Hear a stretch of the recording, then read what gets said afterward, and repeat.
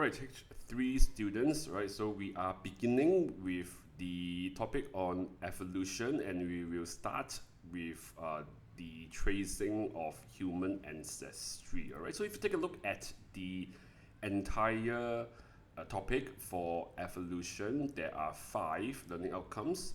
Okay, so today's subtopic will be on the last learning outcome, right?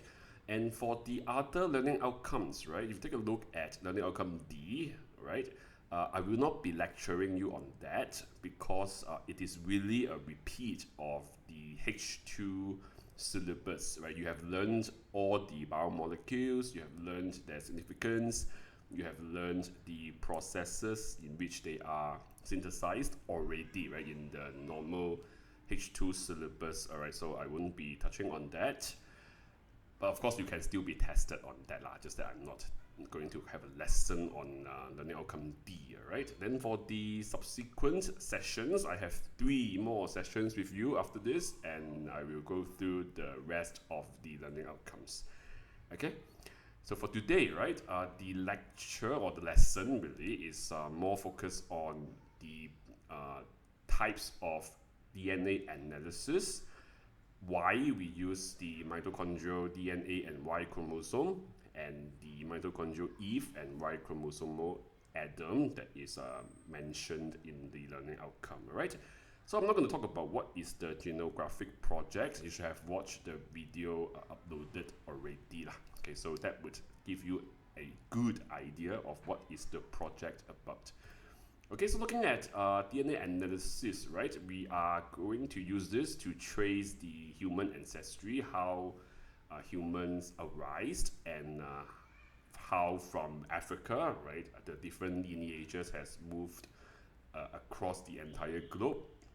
Okay, so there are different evidences or data that can be used to trace a human ancestry, right? You can use fossil records of the ancient human. You can use written records of genealogy, right? How the record of family trees, basically, right? Or the archaeological findings, right, of like the potteries, weapons, right, made by humans, and also the archaeological findings of ancient civilizations. Right, but of course, DNA analysis, right? The analysis of molecular data would be much more advantageous, and you have learned about that in your evolution, right, in the H2 syllabus, right? So I'm not going to repeat the advantages of molecular data over the other kinds of data, right? You should know like that it is not ambiguous, right? You know, it is more quantitative and so on, right? So you should have learned these already. Okay, but then we're going to look at how DNA analysis is carried out. All right, so when we analyze the DNA, when we try to trace human ancestry, right, with DNA, right, we are looking for differences in our DNA. Right, so if you can imagine, if all our DNA are the same, right, there's really nothing to trace, right? I can't differentiate even between individuals, right? So how to trace ancestry of different individuals, right? So for tracing and for the DNA analysis, right, we are looking at differences in the DNA, and these differences are called genetic markers, right? So different individuals would have different combinations of different markers, right? So markers, these genetic markers include single nucleotide polymorphism. Polymorphism just means changes or variation kind of thing, right? So variations in terms of single nucleotide, which means mutations, right? So mutations that different individuals or different populations would have, okay? And also we can look at different numbers of repeats, whether it is the variable number tandem repeats, VTTRs, or the short tandem repeats, STR. They are pretty much the same thing, okay? Just different lengths, then different name is given. Right, so basically there are like repeating units in the DNA, and different people, different individuals will have different numbers of such repeats. Okay, so these are some common differences, right, in our genome, right, which are used as genetic markers. And how do we find these markers? How do we analyze the inheritance of such markers, right? We can either sequence the entire genome for different individuals. Right, so when you sequence the genome, obviously you'll be able to see the differences in terms of mutation, right? So you will see the SNPs, but you will also see the differences in the lengths, in the number of repeats, right? So you can see the VTTRs and the STRs. Another way to analyze is to use RFLP analysis, right? The restriction fragment length polymorphism analysis, right? So I'm not going to explain the sequencing so much, right? I think it's pretty straightforward when you have the entire sequence for all the individuals, and obviously you can compare them, right, and look at the differences. So I'm going to explain a bit more on the RFLP, all right? So the name is restriction fragment, right? Length polymorphism. So again, polymorphism means changes or variation. So there are variation or differences in the length of restriction fragments. Okay, so what are restriction fragments, right? Restriction fragments are fragments of DNA that you get when the DNA molecule or the genome is cut by a particular restriction enzyme.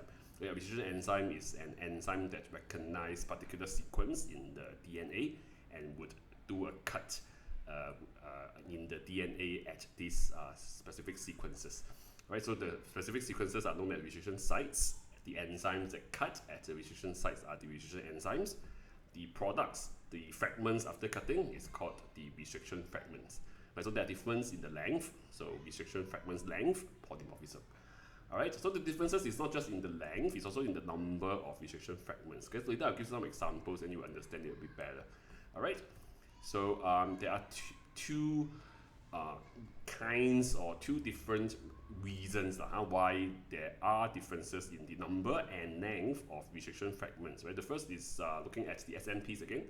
Right, so these are mutations, right? Differences in the sequence of the DNA. So if these differences happens at the restriction sites, which the enzymes recognize, right? So if there's a mutation, then the enzyme no longer recognize the mutated restriction site, right? So there would be like, so it would cut the DNA at different locations, right? Different sites. So that would give rise to differences in the numbers and length of the restriction fragments. Or, right, if you're looking at the VNTRs or the STRs, right? So remember that these are repeats, right? So if you have got repeats in between the restriction sites and the number of repeats are different, then obviously when you cut with the restriction enzyme, the fragment that you get will have a difference in the length. Alright, so let me give you an example here, right, in terms of the SNP, the single nucleotide polymorphism. So imagine an individual, right, with 2 copies of chromosome 3, and at a particular locus, it has got a restriction site. Okay, but on the other locus, right, or rather in the same locus of the other chromosome, I think, sorry for the mistake, right, same locus on the other chromosome, there was a mutation, right? So there's a different allele, right, allele for the locus. So there's a different allele in which the restriction site is gone because of the mutation, right? So if you isolate the locus A, right, and you cut it with the restriction enzyme specific for this particular restriction site, for allele A1 of the locus, you will get 2 fragments, right? And allele A2 would only have 1 fragment. Make sense? Right, so if you have 3 different individuals, right, with different they have different DNA in the chromosomes, right? And so this is the SNP, right? The single nucleotide polymorphism between the 3 individuals, right? So for Bruce, who has got 2 copies of the A2 allele with the mutation, right, he would only get 1 band, right, after the restriction digest. And the band is longer, obviously, so if you run it in the gel, right, the band would appear closer to the well, right? Diana would have 2 bands, which are smaller, and Clark would have 3 bands, right? 1 from the A2 allele, this one, and the 2 from the A1 allele. All right, so with that, right, I can actually see the differences in the genetic makeup between these 3 individuals. Right, so imagine you do that for a number of different individuals, and you can see who have the same differences, and therefore who should be more related, and so on.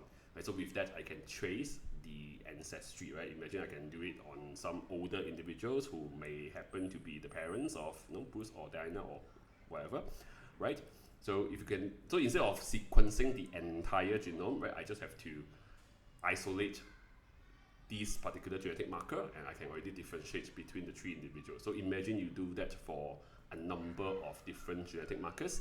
So different individual will have a particular set of different genetic markers, right? So that would help us to identify different individuals and to trace where they get their different mutations from, right? Instead of sequencing the entire genome for everybody, right? So another type is the VTTR and STR, right? So again, right, on this pair of chromosomes, chromosome 5, I also have 2 different alleles for locus B. Allele B1 only have like 3 repeats, but allele B2 has got 6 repeats, right? So variable number of repeats, or no, so VNTRs or short tandem repeats, difference in the number of repeats. All right. So when we isolate allele B and run it in the gel, right? Both would only give 1 band, but the band would be of different size, right? So imagine again 3 other individuals with 3 different combinations of these alleles of locus B, right? So these are the bands that would be obtained after isolating the locus B and also running it under the gel, right? So again, just with 1 genetic marker, I can differentiate between these 3 individuals, right? So with this genetic marker and as well as the previous one, right? So the more genetic markers we use, then we can identify or differentiate between more individuals. So again, I can trace, like Wanda's parents, for example, must have allele B1, right? So I can use that to trace Wanda's ancestry, right? And so on. Okay? So this is how DNA is analyzed. All right?